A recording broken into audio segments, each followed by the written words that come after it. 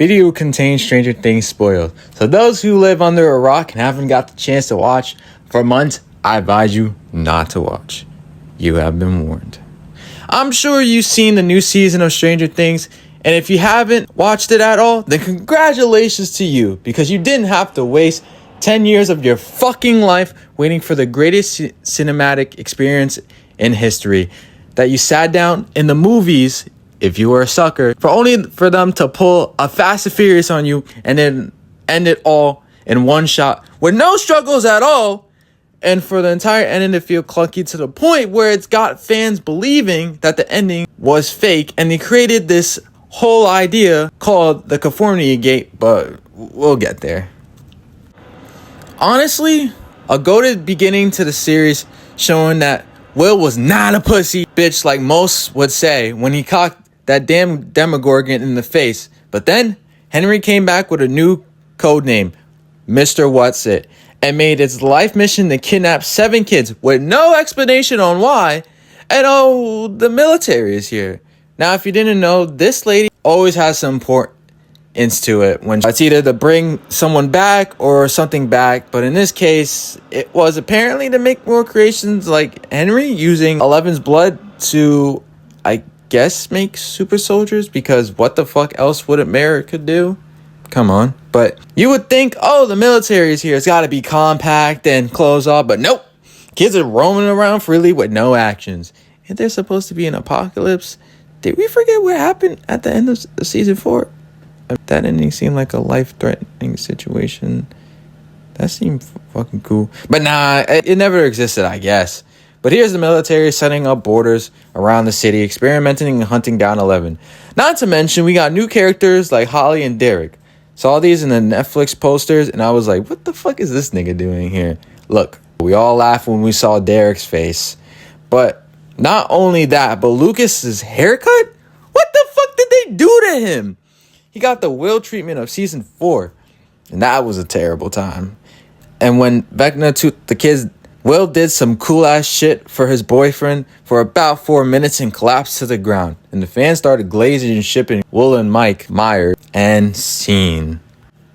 So volume 2, Max is alive in Henry's mind. And apparently the only way to escape is through the man's memories. Ooh, so while this plot point is going on, we got another plot point with Hopper and 11 confronting the military lady on the other side, the upside down, where we end up meeting a familiar face, Kyrie, that Indian girl from season 2. Yeah, they was experimenting on her, and they impregnated multiple women to bring more children for their army. Oh, not to mention that Steve, Dustin, Nate, Nancy, and Jonathan are all in the upside down now after they chased down the Demogorgon through a portal. But Steve crashes his car and ended up in the lab. Now back to Hawkins. They're trying to connect Will to the hive mind after discovering he has powers now. But interestingly enough, the switch has changed colors. I wonder if that has something that we need to worry about. Then Will connects himself to the hive mind and breaks Vecna's leg and arm to let Holly and Max escape. Dog is the fucking GOAT. Got more done than 11 did all this season. I don't care who the fuck got a problem with that. Now, we get the most pointless part of the entire fucking series, other than the Will part, which we'll get there, where Nancy and Jonathan break up in a form of a marriage proposal where they're presumably about to die, and there's absolutely no build up to this, and they want to break up now after they're going to die to some mystery goop we don't even know about. So Holly and Max all finally escape, and then first thing Vecna does is send demos to the hospital. And apparently a demo can be kicked right in the face and cause damage. But while everyone is hiding, Karen Welcome Down Wheeler saves the day by blowing up the demos in the laundry machine. That woman is the one that carried the season. The Wheelers are no joke. They don't play around when it comes to family. Now the gang is all back together and Holly is taken back once again. Then we learn it's a plan to how to defeat Vecna. Everyone's conversating with Max. She didn't just miss half a season worth of lore. But yet, it's like she was never in a coma in the first place. But past all that, Henry got those kids in a cult because they're trying to change Holly. And Holly walked him down Wheeler, cocks her friend right in the face, making her run for it. Unfortunately, she almost gets choked out while Derek just sits there and watches it all go down. Oh, and Kyrie's trying to get 11 to kill herself. And in the entire time, she's just mocking her. And for the second least important scene in the series, Will's coming out. Vecna must have threatened Bro to tell everyone he was gay. And the funny part about this season is it's so stretched out, and he doesn't even say he's gay. He says he doesn't like girls. Like, nigga, if you don't like girls, then you're gay. And look straight at Mike, confronting the fans about the theory about Byler. At least that's something they made sure of. And Bro's just sitting there, bawling his eyes out the entire time. When we knew this shit back in season 3. Fucking thing was longer than the actual final fight. Congratulations, you're gay. Want a cookie? All the production went into that scene, which is why we got what we got in the end. And no one even fucking cares. So finally, the moment we've all been waiting for has finally come to this epic showdown. And now that Will told everyone that he doesn't like girls, Vecna should be no match for him. And so now they're colliding the two worlds, Dimension X and Hawkins. So they find a way into Dimension X and Vecna's lair, which has veiny black vines, just like Vecna's new arm. I don't know if you saw that or not. And he didn't really use it like that, but you know, this fucking show. And they come out from a range of a football field away with nothing else around, not even a demo bat. You would think that since it's the original dimension, there would be Demogorgon all around and maybe even a level 2 version of a demo, but nope, nothing in sight. So while they walk in and all that, Holly and the kids all running from Henry. Derek, the delightful, puts his life on the line and saves Holly from Henry and escapes through that gaping hole that has one wondering, how the fuck did Derek make it through? Yes, I know he's fat. What else could he have done in that span of time? Learn how to fucking teleport? Well, many possibilities with this fucking show, so honestly, I don't know. So they show Henry's greatest weakness, and so apparently the big highlight of the entire fucking show that has people ramping since season 3, the Mind Flayer. Looking like a spider that crawled out of Benny and the Ink Machine, the Ink Demon, the final boss. So finally, 11 does something with her powers, weakening it just a little. And now, the ultimate fight between Vecna and 11, because 11's inside the Mind Flayers. Yeah, I don't really know. While they're fighting, the rest of the gang are being chased by the Mind Flayer in a very slow fashion, and Nancy's popping shots like there's no tomorrow. But apparently, as big as this fucking guy is, he was able to get killed by fire and gunshots, and the fucking flamethrower, they didn't even use that in the Hawkins. If you didn't know, that was a promotion from their fucking an ad or something like that last time I saw. Yet the motherfucker was half the size in the mall and was able to destroy the entire thing, not using a supernatural host either. Oh, Will does something again. Did we forget that he had powers and just used them as a big thing? So the heroes save the day once again for the fucking 5,000th time, and everyone saves the kids and everyone gathers to finally end things. But as they're on their way home through the gaping hole, plot twist, the military is still relevant and finally capture the kids. And turns out 11 is on the other side. And then they have this whole bawl your eyes out montage, and 11 looks to have little to no emotions other than the crying. One wonders if she did Botox. And then she kills herself, and the whole dimension goes along with her because Hopper plans to blow it all up, right? Fade to black, and it's 18 months later, and boom, the military is gone and everything is back to normal. I guess they said, we had a long time together, but in the end, our objectives had disappeared, and we no longer have any reason to be here. But you guys all saw our faces. But hey, I guess we'll let you off with a warning. And dipped. So our heroes get the ending that they've been waiting for, and Derek got the girl. Guess all it took was not being an asshole. Take notes, guys. And so they have graduation, and the young adults have their own party, which Nancy looks like a lesbian now, but let's not go there, right?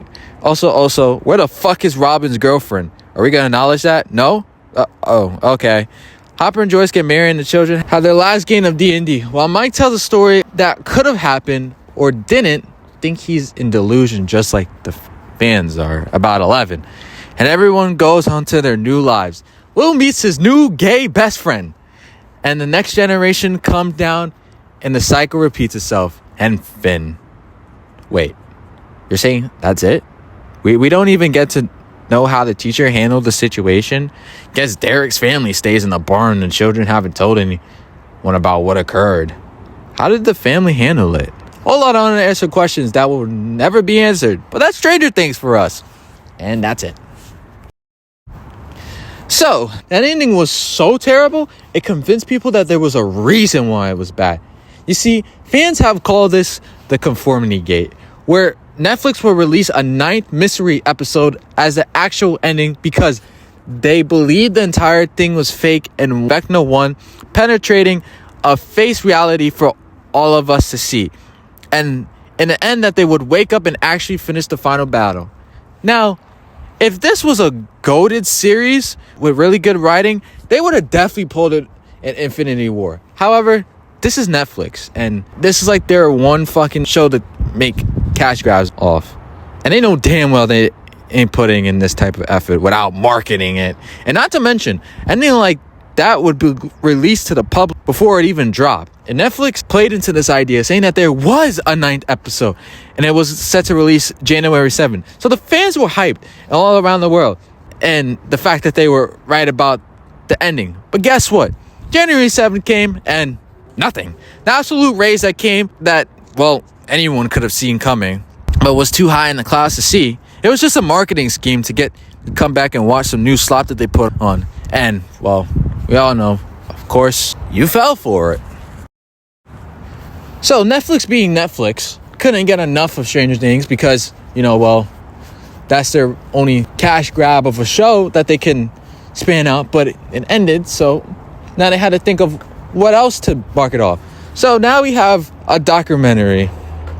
Let's squeeze more content out for us, and we get this. There's a lot going on here, and when you unpack it all, it makes you more angry about the show we got compared to what we could have got. Starting off with these fucking concepts of Vecna that could have got instead of this humanoid veiny mess of a suit, which seemed more scary for them to deal with than what we had. They had 2 years to do this shit. Started in June 2023. Do they know that the finale is written first while the beginning is last? But guess they forgot that and decided to do their own way. So most of this documentary focuses on the making of episode 8, which was so poorly written, which caused even the team to question themselves about the plot and what they were making. The fact that there was nothing in Dimension X was all caused by the Duff brothers, even though the most sensible man said something and got this. Crazy if there's nothing there, I think. Quite a shit show, to be honest. That was all set up in one take in a few shots, while the actors got their lines done in one take. When you're that professional and it's towards the end, I guess you just want to wrap that shit up. Using particle effects, which can be insanely difficult when you can't see the fucking thing you're supposed to be looking at. But this is the reason why we got the end of the boss fight, if you even want to call it that. But Netflix is gonna be Netflix. Oh man, we have made it to the end of this long ass series that took 10 years to make and went through the whole horror aspect to an action thriller turned Fast and Furious. And Netflix took your money to make more and more shitty low budget films, and of course we'll keep consuming them or just keep Netflixing and chill. Either one works, they still make money. But anyway, this has been Shane Rants. My shitty opinions with me, Shane. Hope you enjoyed the video, and for those who don't like my content, you don't have to fucking watch. It's that simple. But for those that do, I appreciate your support, and don't forget to like, comment, and subscribe for more content. Oh, you gotta be fucking kidding me, man. We were right there. Tell Netflix to find a new fucking show to make money off of.